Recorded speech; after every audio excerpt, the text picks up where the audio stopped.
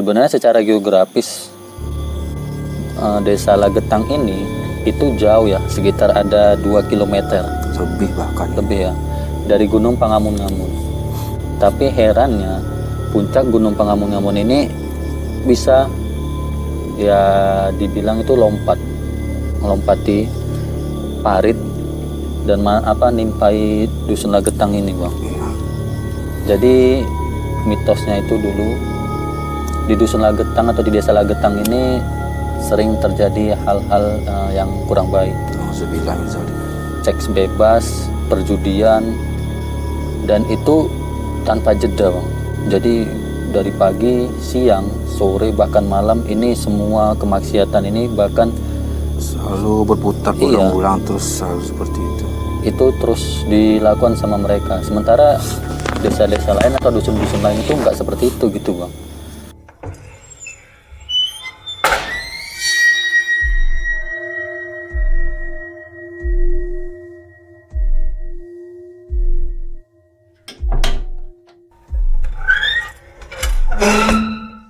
Assalamualaikum warahmatullahi wabarakatuh. Waalaikumsalam. Ketemu lagi bareng kita Galang Horor. Malam ini aku sama Bang Toke bakal ngebahas tentang Desa Lagetang yang ada di Kecamatan Banjarnegara, tepatnya di daerah Jawa Tengah ya, Bang. Jawa Tengah.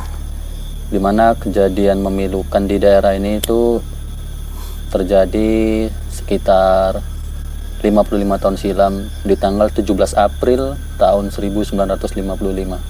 Karena seluruh warganya itu lenyap dalam satu malam tertimpa atau tertimbun Gunung Pangamun-Ngamun.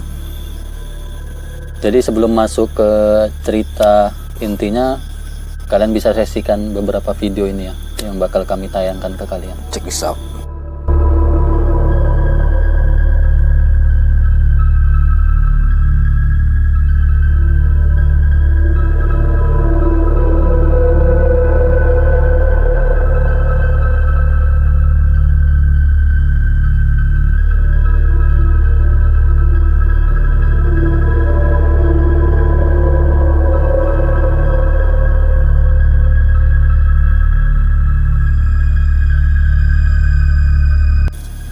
Nah, jadi kejadian memilukan ini tuh terjadi di Desa Lagetang, tepatnya di Kecamatan Banjarnegara ya, di Jawa Tengah.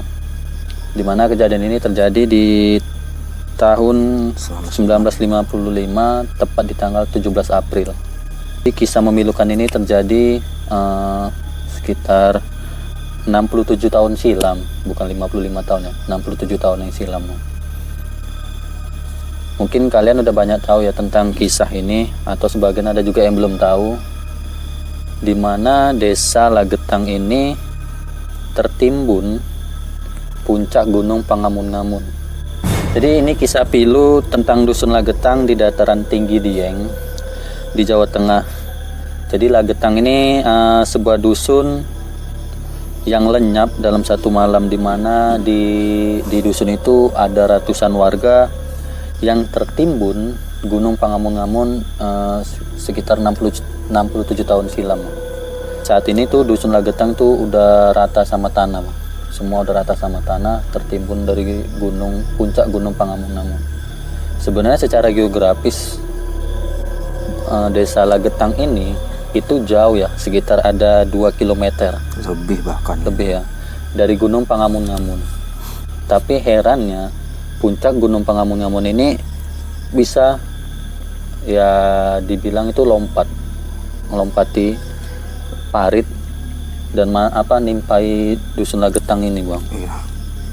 Sementara Gunung Pangamun-Ngamun ini lebih dekat ke desa lain, bukan di Desa Lagetang ini. Tapi kenapa kenapa puncak Gunung Pangamun-Ngamun ini malah menimpa Desa Lagetang? Jadi mitosnya itu dulu di Dusun Lagetang atau di Desa Lagetang ini sering terjadi hal-hal yang kurang baik. Iya, sama-sama ya kita tahu. Jadi dari apa yang aku baca, dari apa yang aku cari tahu, dari sumber yang bisa dipercaya, bahwasannya dulu di Desa Lagetang ini sering terjadi maksiat, Bang. Iya. maksiat, seks bebas, perjudian, dan itu tanpa jeda Bang. Jadi dari pagi, siang, sore, bahkan malam ini semua kemaksiatan ini bahkan selalu berputar berulang-ulang terus selalu seperti itu. Itu terus dilakukan sama mereka. Sementara desa-desa lain atau dusun-dusun lain itu nggak seperti itu gitu Bang. Tapi mereka terus melakukan itu. Dan ada beberapa video juga yang aku lihat, kejadian ini sama seperti kisah kaum Sodom. Kaum Sodom di zaman Nabi dulu ya, dimana mereka terus melakukan maksiat dan akhirnya semua kaum ini rata dengan tanah gitu Bang, timpa bencana yang luar biasa. Dan memang itu terjadi juga di desa Lagetang ini Bang. Jadi menurut aku bener enggaknya kisah ini sih, menurut aku bener Bang, karena aku ngerasain ada sesuatu atau something di tempat itu yang memang luar biasa. Bencananya, Maksiat yang mereka buat itu memang luar biasa Bang. Dan yang jadi pikiranku, maksudnya yang jadi pertanyaanku itu, puncak gunung Pangamun-Amun itu bisa lompat gitu loh ke desa itu Bang. Padahal yang kita tahu puncak Pangamun-Amun di bawah itu katanya ada parit. iya, Ya kan, parit besar. Nah, di seberang parit ini barulah desa Lagetang. Itu puncaknya bisa lompat, katanya sih tertimbun terbawa sama longsoran tanah. Udah gitu langsung lompat ke desa Lagetang itu Bang. Nah, pada saat itu kejadian itu tepat di tanggal 17 April tahun 1955. Itu kejadiannya di malam hari ya, dimana sebelum kejadian naas itu desa Lagetang diterpa hujan angin yang sangat deras, bahkan angin besar sampai buat warga lain atau desa lain tuh nggak berani buat lihat kondisi di situ gitu. Ditambah lagi waktu itu tuh penerangan belum secanggih sekarang. Maksudnya mungkin listrik belum ada, mungkin mereka masih pakai, kalau kita tuh bilang lampu semprong ya, lampu teplo, lampu yang pakai minyak gitu kan. Itulah yang buat warga lain atau desa lain tuh nggak berani nengok situ gitu Bang.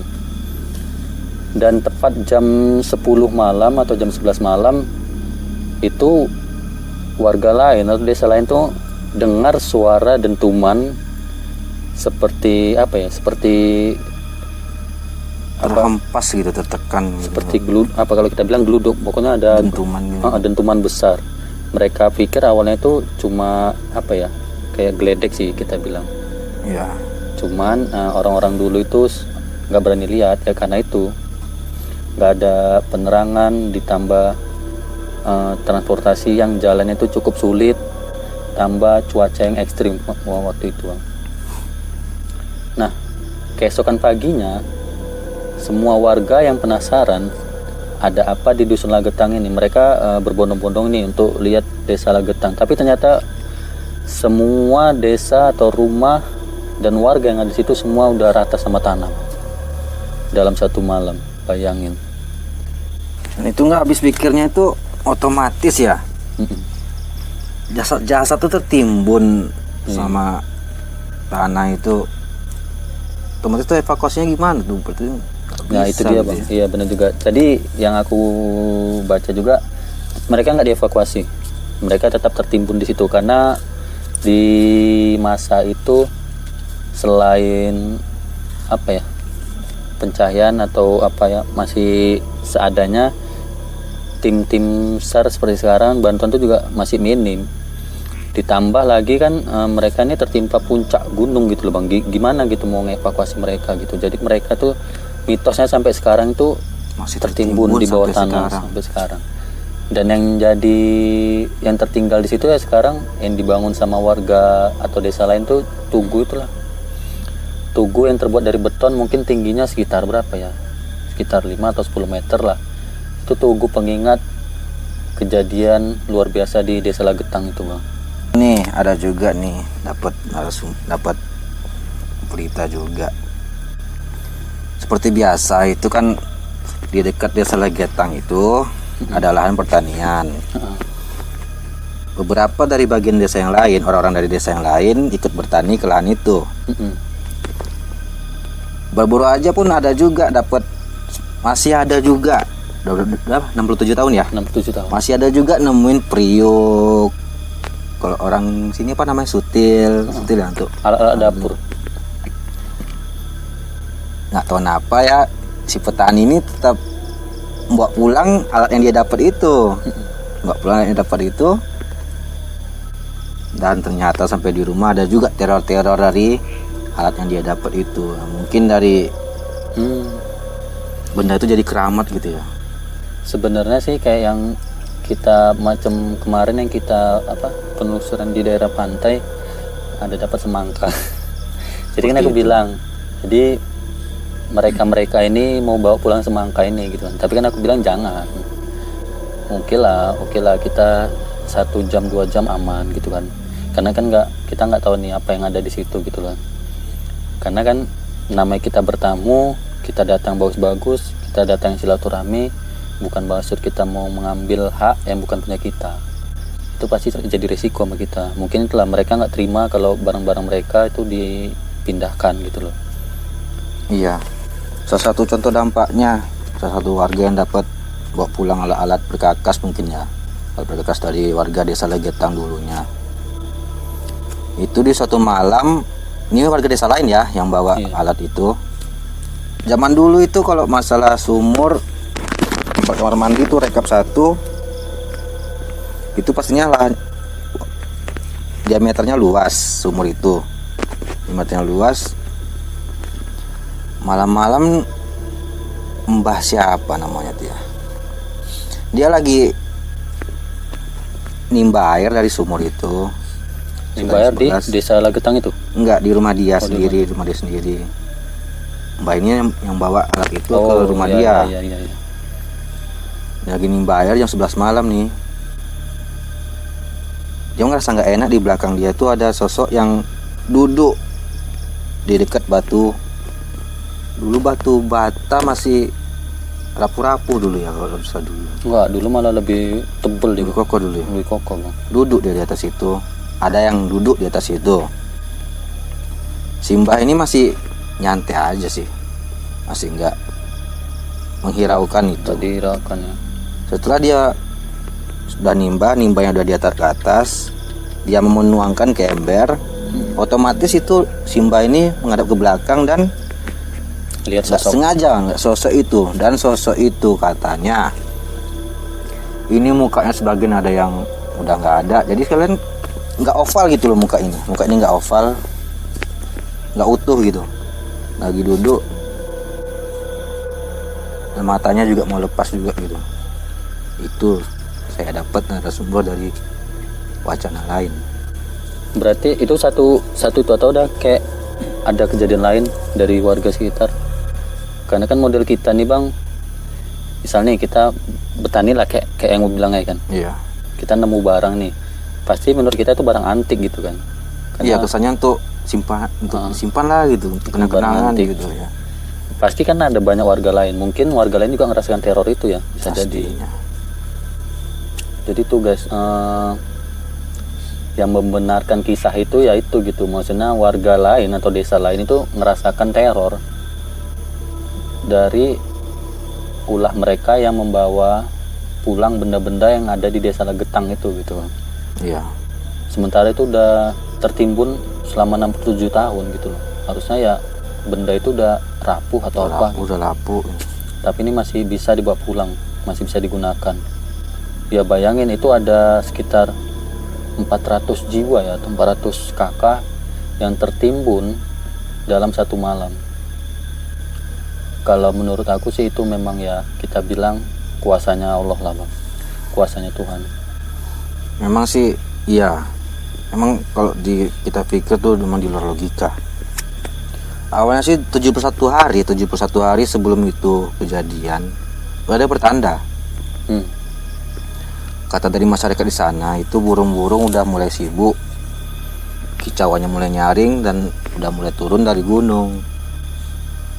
Si warga ini penasaran, nengok ke atas, tuh udah ada retak-retakan tuh di lereng gunung, puncak gunung Pengamun-amun itu. Makanya warga situ juga udah ada antisipasi untuk membuat lereng, membuat parit, yang parit besar dia kan. Iya, iya. Kalau logikanya aja itu, kalau longsor itu mas untuk kejadian, pasti dia tertumpuk di parit besar itu. Itu dia logikanya tuh, pasti tanah itu tertumpuk di parit besar itu. Tetapi tanah itu sampai menggeser melewati lahan lagi, mengubur semua bangunan, bahkan penduduk desa itu sekalian.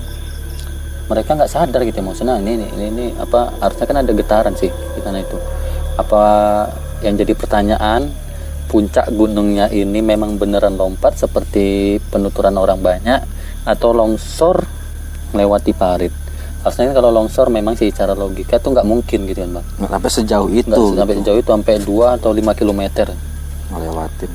longsor. Dan harusnya itu dengan total penduduk yang ratusan jiwa, bahkan berarti kan banyak bangunan di situ gitu kan bang. Iya. Harusnya kan minimal itu ya separuh lah, kan gitu, Seperempatnya seperempat gitu yang tertutup. Nah ini bisa semua gitu kan. Berarti luas diameter puncak Gunung Pangamun-Amun ini sudah sesuai sama apa ya, jumlah warga yang ada di situ atau jumlah penduduk yang ada di situ gitu kan. Iya. Ya kayak memang udah dipersiapkan gitu loh. Ini loh yang bakal terjadi sama desa kalian. Ya, menurut aku ya, suatu saat ternyata tepat di tanggal 17 April itu 1955 ya benar terjadi. Mereka tertimbun sama puncak Gunung Pangamun-Amun itu karena maksiatnya yang luar biasa gitu kan, pagi, siang, sore, malam. Bahkan maaf cakapnya, aku juga nggak tahu benar atau enggak, orang tua sendiri pun mereka gauli. Iya. Ya. Astagfirullah. Maaf cakapnya ya, itu aku kembali lagi ke masing-masing benar atau enggaknya, tapi yang aku dengar sih seperti itu gitu. Padahal desa itu sangat subur desa itu, antara desa-desa yang lain. Ya ulah manusia juga ya. Ya jadi pelajaran sih buat kita. Maksudnya ya apa yang kita tanam itu yang bakal kita tuai gitu bang. Iya. Siapapun kita gitu, apapun pangkatnya kita, ya pasti ada karma ke kita, itu pasti ada gitu. Kemarin ada juga yang tanya ke aku bang, maksudnya kebenaran mitos itu puncak Gunung Pangamun-Amun itu bisa menimbun desa Lagetang itu memang karena ajab dari Allah, atau ada sosok yang nggak terima sama ulah mereka karena merusak tatanan di tempat itu gitu bang. Lingkungan itu sendiri. Jadi maksudnya ada sosok yang nggak terima karena ulah warga ini gitu loh, yang harusnya mereka jaga wilayah itu, tempat itu dijaga gitu kan. Ini malah mereka rusak gitu kan. Jadi bener nggak ada sosok yang buat puncak Gunung Pangamun-Amun ini sampai lompat menimpa mereka semua? Kalau menurut abang gimana? Memang sih itu juga udah jadi urban legend ya di Jawa sana. Dan memang kalau dinalar dari segala logika sih nggak mungkin, tapi memang begitu adanya, tanah itu pasti Iya. melewati. Jadi balik ke ini ya, pembahasan tadi. Mungkin ya memang semua itu terjadi karena kuasanya Allah. Kita nggak bisa mendahului kan gitu bang. Iya. Tapi kan kita tahu di dunia ini ada perantara-perantara yang kita nggak bisa lihat. Dan gitu ada juga lokasi-lokasi tertentu yang dijaga sama mereka-mereka yang tak kasat mata gitu bang. Nah menurut aku pribadi, ini menurut pandangan aku pribadi, kurang dan lebih salah atau enggaknya aku juga minta maaf sebelumnya. Dari apa yang aku lihat di Gunung Pangamun-Amun itu ada sosok bang. Sosoknya tuh besar bang, tinggi, besar. Kalau aku bilang kayak genderuwo bukan, cuman besarnya sama. Jadi tinggi sosok ini itu sama dengan tinggi Gunung Pangamun-Amun. Pas, jadi ini puncak Gunung Pangamun-Amun, tinggi sosok ini sama rata. Nah dia sebenarnya bukan dia yang menjaga Gunung Pangamun-Amun itu. Ada sosok utama situ, aku lihat sosok kakek-kakek, pakainya serba putih. Dan itu di sini tuh kayak pakai apa sih kita bilang kalau apa? Sorban gitu. Kakek itu mendiami Gunung Pangamun-Amun Sebenarnya bukan tepat di puncaknya, tapi di bagian sebelah kiri. Jadi ini anggap ini puncak Gunung Pangamun. Jadi kakek itu stay wilayah dia itu ada di sebelah kiri. Dialah yang menguasai Gunung Pangamun dan seluruh desa yang ada di situ. Bahkan aku berharap ada satu orang yang bakal nyampaikan ke aku tentang mitos ini gitu. Setelah tayangan ini ya, benar atau enggaknya, mana tahu ada warga sekitar yang bisa ngasih apa ya, gambaran tentang Gunung Pangamun itu. Soalnya aku lihat itu gitu loh. Nah, jadi sosok kakek ini sama sosok yang besar ini yang menjaga desa Lagetang dan desa sekitarnya. Kenapa desa itu bisa subur, makmur, bisa apa ya? Ya memang lebih subur dari desa-desa lain gitu loh. Nah, karena ulah mereka ini yang ada di desa Lagetang yang memang udah nggak bisa ditolerir lagi. Sebenarnya sosok yang tinggi ini dari awal mereka berbuat maksiat udah nggak terima. Maksudnya ini mau dibuat aja langsung rata itu saat itu juga. Tapi sosok kakek ini selalu apa ya? Bentar ya guys, mual bang, mual. Bener mual. Menangkal kakek itu.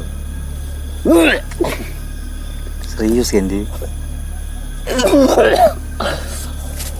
Udah keluar dulu lagi. Aduh, sorry guys. Air putih. Drak, air putih, Drak.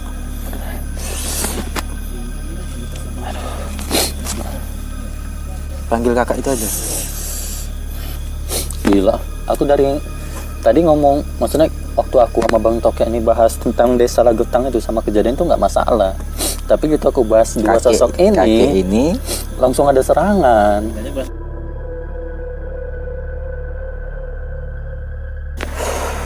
Jadi sorry guys, tadi waktu kita bahas desa Lagetangnya sama kejadian situ tuh biasa aja, nggak ada ngerasain apa-apa. Tapi gitu aku bahas tentang sosok ini, dua sosok ini langsung mual.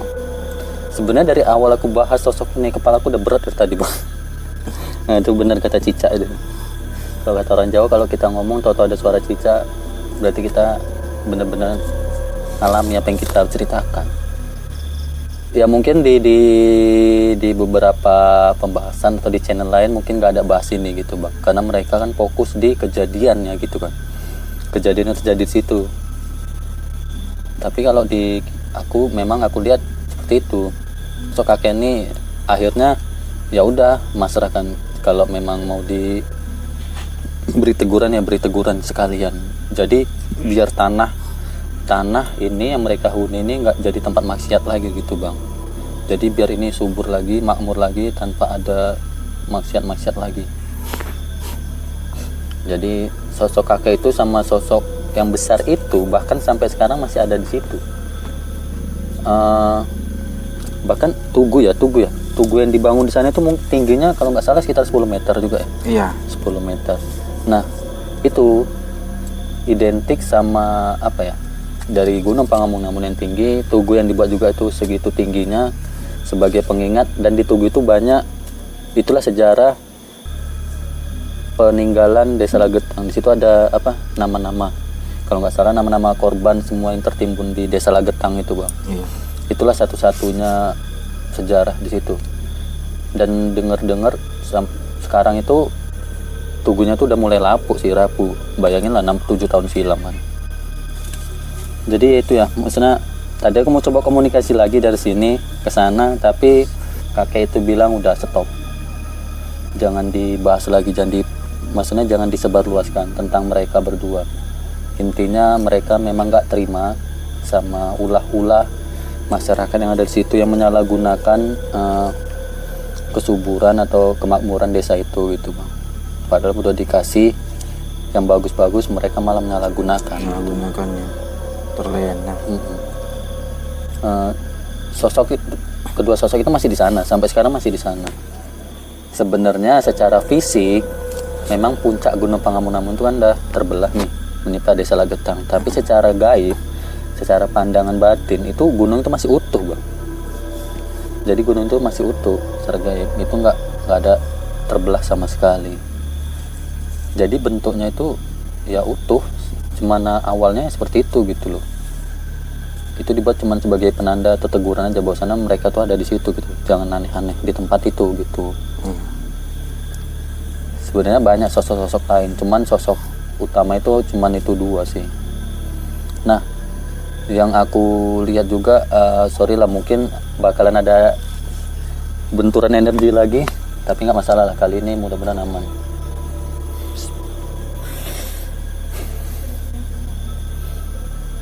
Jadi sebenarnya di desa Lagetang itu atau dusun Lagetang itu setiap malamnya atau malam-malam tertentu seperti malam Jumat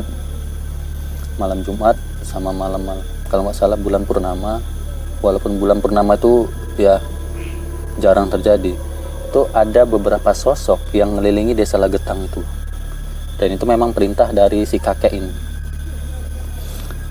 Sosok yang mengelilingi itu sosok harimau putih loreng hitam.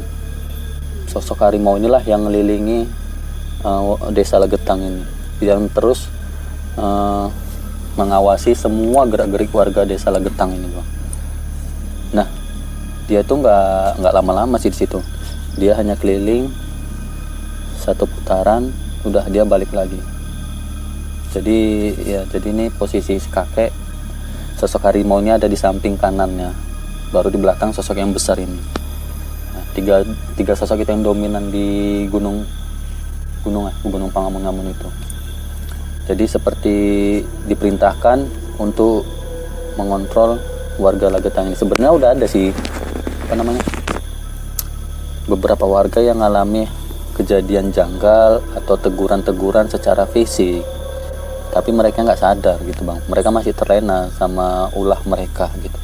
Sebenarnya sosok ini udah ngasih teguran, sentilan lah buat mereka, tapi mereka nggak sadar. Ya ada mereka yang sakit, tiba-tiba ada sakit yang sembuhnya itu juga susah, dibawa pengobatan medis atau apapun juga nggak sembuh, itu karena ulah mereka sendiri. Tapi teguran itu nggak dihiraukan sama mereka, Bang. Makanya ya terakhir si kakek ini ya udah kasih teguran aja secara nyata biar mereka semua sadar ulah mereka. Tepat ya 17 April tuh tahun 1955, hujan, gemuruh, angin, petir. Nah, 3 sosok ini udah stay di gunung ini, Bang. Gitu gunung ini dipatahkan jadi seperti ditebas gitu, jadi tinggal dilemparkan gitu aja, Bang, sama sosok yang tinggi ini, Bang. Tinggal dilemparkan aja. Jadi kenapa puncak gunung itu bisa lompat ke desa Lagetang ya karena itu gitu, Bang. Walaupun seperti yang aku bilang tadi, itu semua kuasa Allah, itu kehendak Allah. Kita nggak bisa mendahului, cuman di sisi lain yang aku lihat itu seperti itu. Jadi puncak gunung Pangamun-Ngamun itu seperti diempaskan gini, Bang. Nah, itu langsung sana gitu. Mungkin menurut penafsiran orang, logikanya karena ada longsoran, itu puncak gunung ikut longsoran lompat gitu. Tapi kan nggak di logika kita memang nggak masuk sama sekali.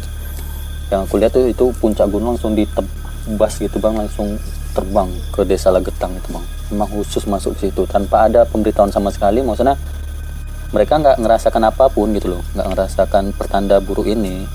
Mereka masih tetap, bahkan di malam kejadian itu mereka masih tetap berbuat maksiat gitu loh, Bang. Sama sekali nggak memperdulikan cuaca yang gitu ekstrimnya gitu. Tetap lanjut, Bang.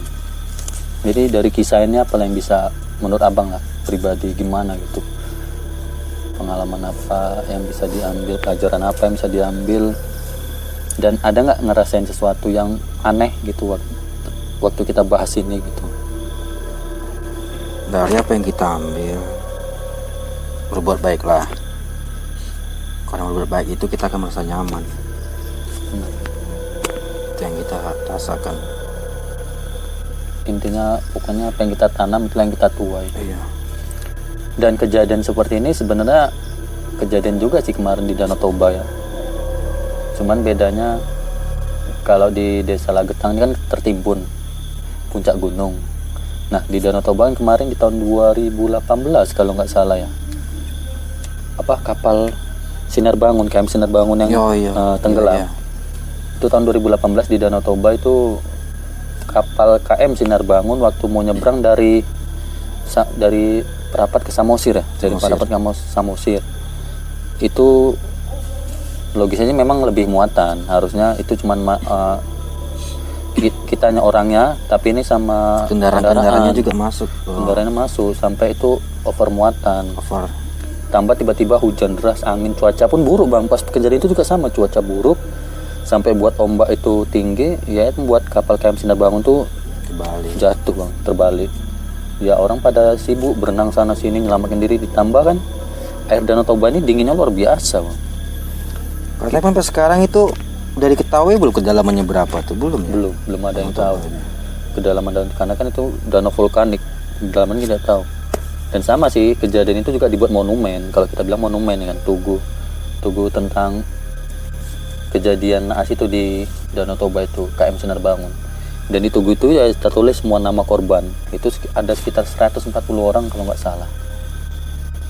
Jadi di daerah kita itu tentang kejadian itu dibuatkan tugu kapal KM Sinar Bangun. Sementara di Desa Lagetang itu tugu batu dengan 10 meter.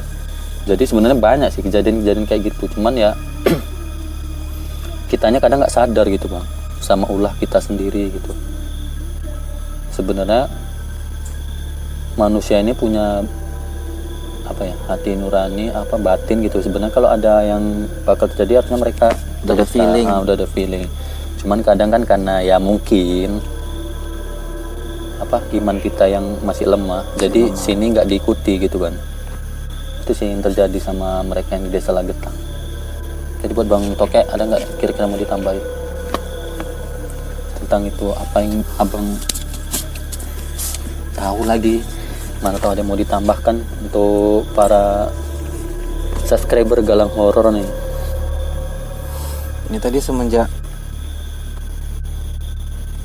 Bang Andi ini ada serangan, kaki pun tersabrat nih sebelah kiri ya. Memang ngeri guys. Jadi yang aku bahas ini bukan sosok yang, ya maaf cakapnya, bukan yang kaleng-kaleng gitu loh yang aku bahas atau aku ajak interaksi. Ada juga penampakan vision kesananya gitu. Iya, karena ya memang mungkin teman-teman aku atau teman-teman yang udah lama kenal aku itu tahu lah aku gimana ya. Maksudnya di saat aku nyeritakan sesuatu, itu bukan aku sedang nyeritakan, tapi itu visionnya langsung kelihatan gitu loh sama aku, kejadiannya.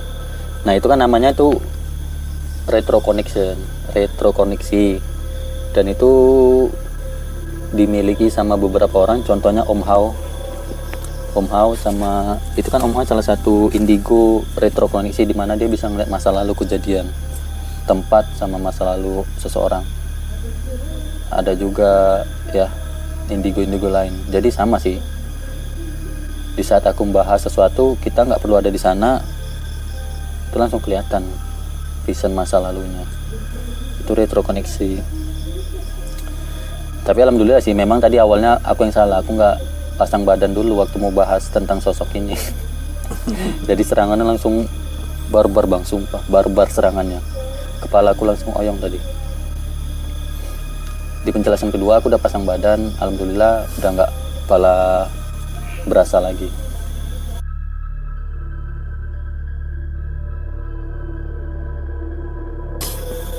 Jadi guys, itu aja tentang pembahasan Desa Lagetang ini ya. Kita next bakal bahas ya urban legend lain, kejadian-kejadian janggal di lokasi lain. Ntar aku atau timku bakalan cari tahu lagi ya, ngulik lagi kejadian-kejadian luar biasa yang ada di luar sana. Atau buat kalian nih teman-teman Galang Horor yang punya pengalaman menarik, pengalaman horor, kisah horor, itu bisa ceritakan langsung di channel Galang Horor ya. Kita bakalan podcast bareng. Kalian bisa langsung DM tim Galang Horor, itu nanti bakal dibalas sama admin ya. Ntar kita bisa langsung podcast horor di sini. Dan buat kalian yang mau datang atau podcast bareng kita Galang Horor, kita bakalan kasih gift langsung ke kalian, gift secara langsung.